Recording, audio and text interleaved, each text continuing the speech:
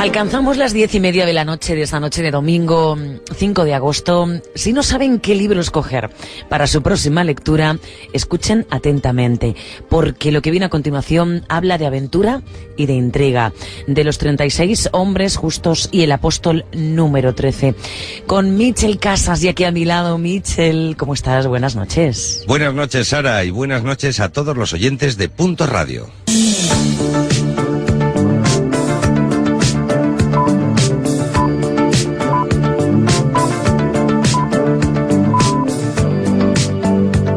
Hoy vamos a vivir a través de dos libros las más trepidantes aventuras que podamos imaginar. Vamos a hablar de dos trabajos repletos de emociones, Los 36 hombres justos y El apóstol número 13.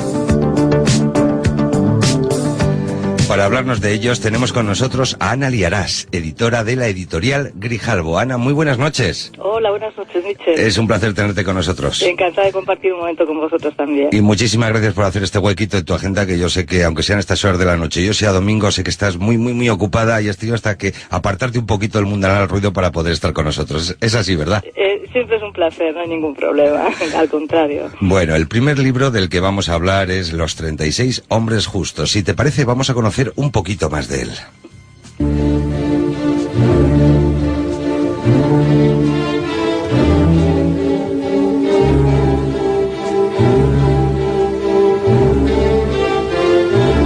Los 36 hombres justos, de Sam Byrne. El tiempo se está agotando. Un cadáver más o un día menos para el fin del mundo.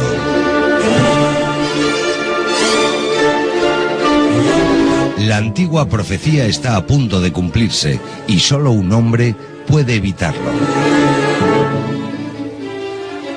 Una compleja conspiración de trasfondo religioso en un thriller que arrastra al lector a las más secretas profundidades del misticismo y las profecías de la cábala. Visionario y estremecedor, la muerte, la mística y la Biblia se dan cita en este thriller de ritmo trepidante. Dentro de la tradición de los thrillers religiosos, esta novela de Byrne se revela como una de las mejores del género.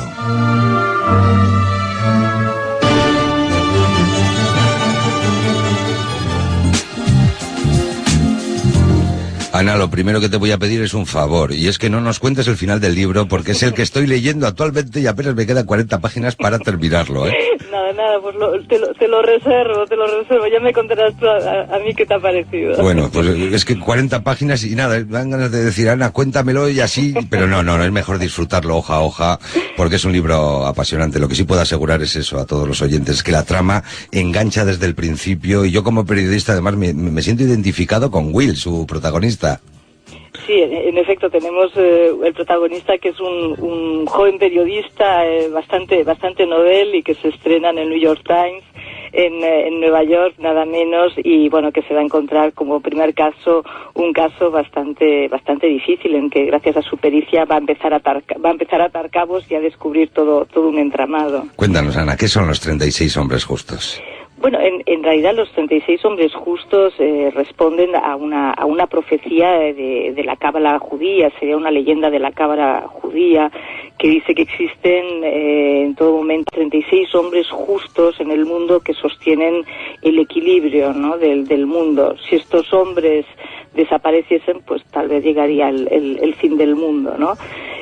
Bueno, es una leyenda, una profecía, pero bueno, gracias a la ficción se le ha dado vida y se ha imaginado un posible desenlace. Y hay que dejar claro, Ana, que aunque el relato comienza, como muy bien has dicho, con una profecía histórica y muy antigua, la novela se desarrolla totalmente en la actualidad. Sí, está ambientada en época actual. En Brooklyn principalmente tiene lugar parte de la trama en el barrio ultraortodoxo judío. Uh-huh. Tal vez dentro de lo que es el género del thriller religioso, o que ya se viene llamando como género, ¿no?, últimamente, sí, thriller religioso, estamos más acostumbrados a que tenga que ver con la religión católica o con que no tanto con la religión judía. Entonces, yo creo que una de las particularidades de esta novela es que ahondamos en otras profundidades que no las que venimos estando habituados últimamente con muchos libros de renombre y de éxito internacional. A mí me ha llamado mucho la atención, Ana, la facilidad y la amenidad con la que el autor involucra a los personajes en la cábala judía. Fíjate que es un conocimiento denso y casi hermético que no es fácil de entender por cualquiera. No, pero bueno, él realmente lo trata de una manera muy divulgativa, como él ha explicado en algunas entrevistas. En realidad, él es de una familia de origen judío. Esta es una leyenda que él ha oído durante toda su infancia y que a él le ha fascinado, incluso hasta el punto que él decía que su tía, que era la que le transmitía más toda esta cuestión de las leyendas y de la mística, su propia tía, ella creía ser una de estos 36 hombres justos. Una mujer justa en este caso.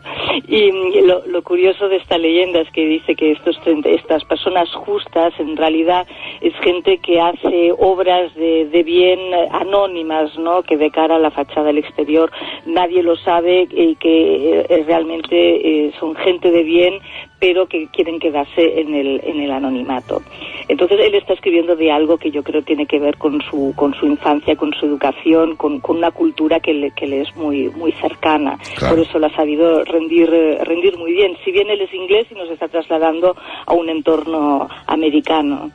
Yo lo que te quería preguntar era eso, si tenía alguna relación él con el mundo judío, porque, repito, esta explicación de la cábala, hacerla tan sencilla y explicarla de una manera tan sencilla, no lo puede hacer cualquiera.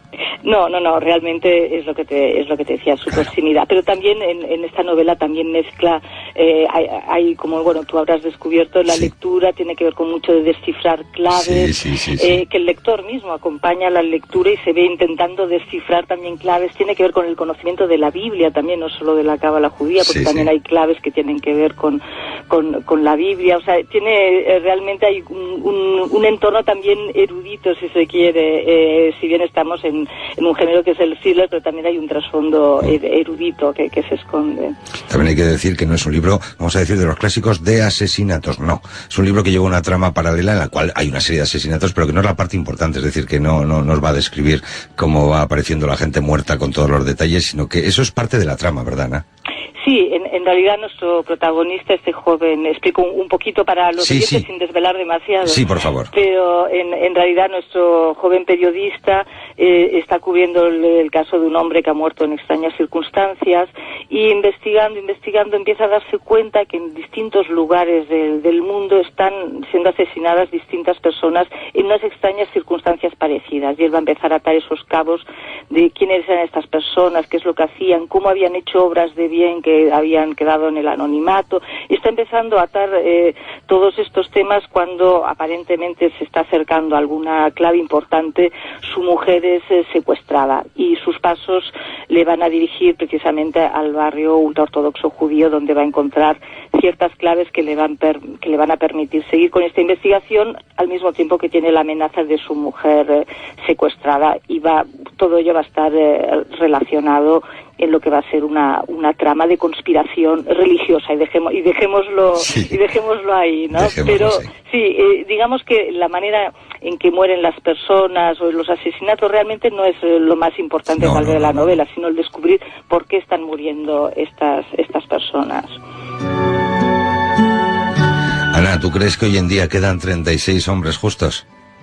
Pues la verdad que yo creo que es una bonita leyenda, ¿no? Si non è vero, ben trovato, pero realmente ojalá hubiese más de 36 hombres justos, pero mientras haya algunos que puedan hacer que haya esa fe en el ser humano, ya no digo religiosa, pero en el ser humano, y el hecho de poder hacer actos de bien de una manera desinteresada, pues bienvenida sea esa leyenda.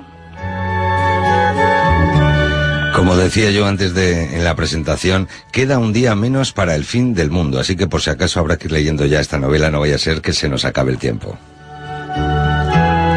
Vamos a conocer nuestro segundo libro de hoy, su título, El Apóstol número 13.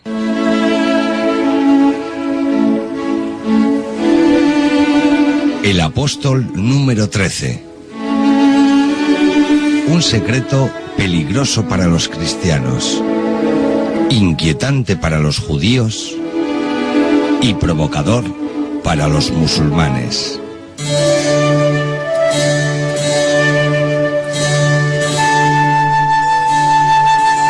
Del siglo I al siglo XX, de Judea a una abadía del norte de Francia y el Vaticano, una vorágine de muertes, mentiras y manipulaciones.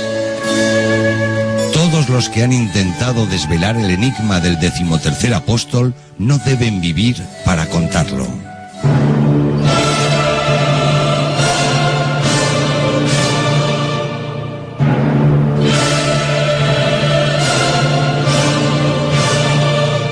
¿Sabía algo que había que acallar a cualquier precio?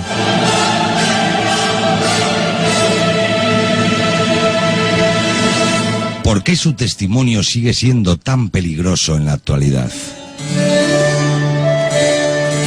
Michel Benoit, ex benedictino y especialista en los orígenes del cristianismo, desvela en este inquietante thriller histórico la existencia de un apóstol que fue misteriosamente silenciado en los textos sagrados y borrado de la memoria de Occidente.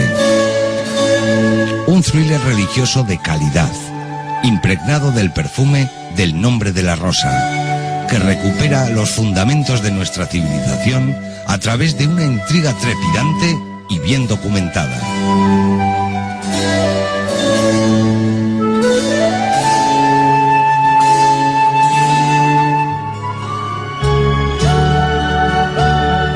Al igual que el libro anterior, Ana, este es un relato de intriga y aventuras, diría yo, en el cual se habla de la posibilidad de un 13º apóstol, ¿no?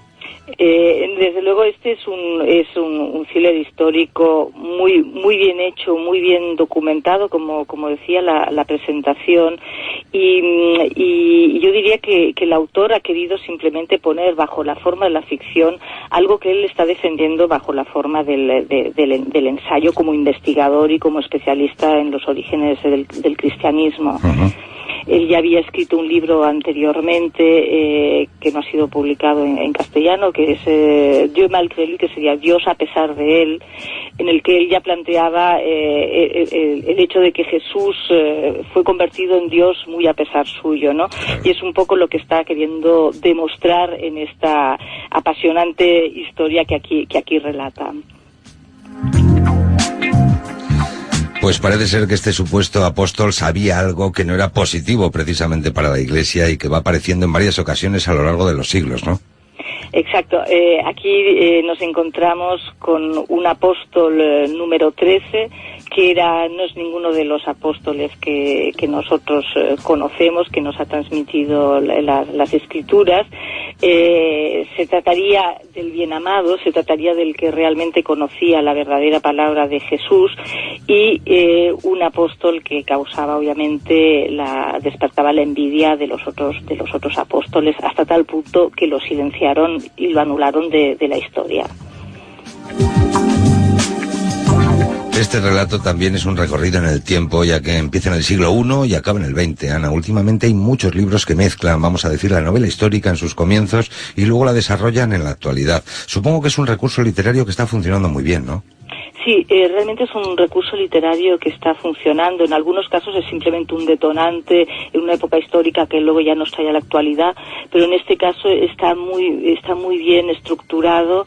Yo diría que la mitad del libro transcurre en tiempos pasados y la mitad pues en el siglo XXI, y sobre todo nos arranca desde ese momento de la muerte de Jesús, y tiene la parte muy interesante que nos va mostrando toda la política que ya había en aquella época, las rencillas entre los apóstoles, las posturas políticas que defendía cada uno y que fueron encrespando cada vez más la situación, hasta llegar, hasta nuestros días en lo que es propiamente la intriga. Pero es ese secreto del apóstol número 13 que va a lo largo de los años y de la historia, un secreto que va pasando luego de mano en mano y que pasa por muchas épocas, reyes y gente que protegió ese secreto también.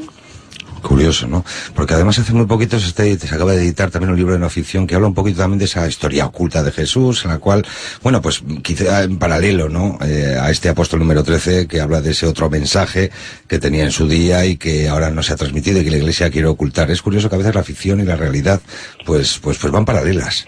Seguro, el autor, que la verdad que es una persona muy interesante, él me comentaba que de alguna manera él lleva años investigando esto y me dice que adscribe a una corriente que no es el único, que hay varios investigadores que hace muchos años que están investigando pues desde la verdadera historia de Jesús, la no divinidad de Jesús, bueno, unos temas que obviamente hacen temblar un poco el dogma cristiano, pero él me decía, hace poco estuvo en Barcelona y me decía, a mí realmente esta historia me la inspiró, y el hecho de mis investigaciones es pensar, Jesús era judío, o sea, no era cristiano, o sea, claro. Vino después, Jesús era judío, de ahí ese Dios a pesar de él, como que él nunca dejó de ser un judío y un buen judío.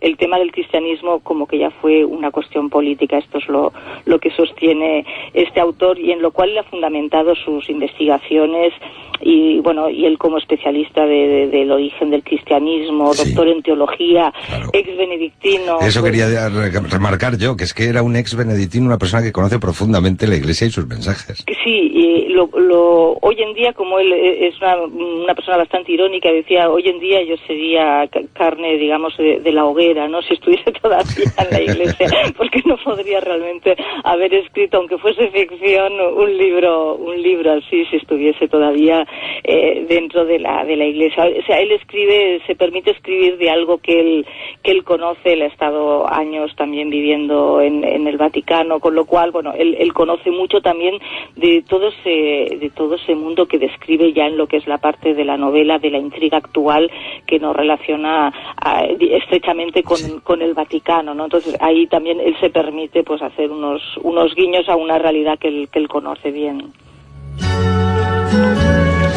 Ana, me has convencido. En cuanto terminen los 36 hombres justos, empezaré con el apóstol número 13. ¿Te parece bien? Me parece muy bien.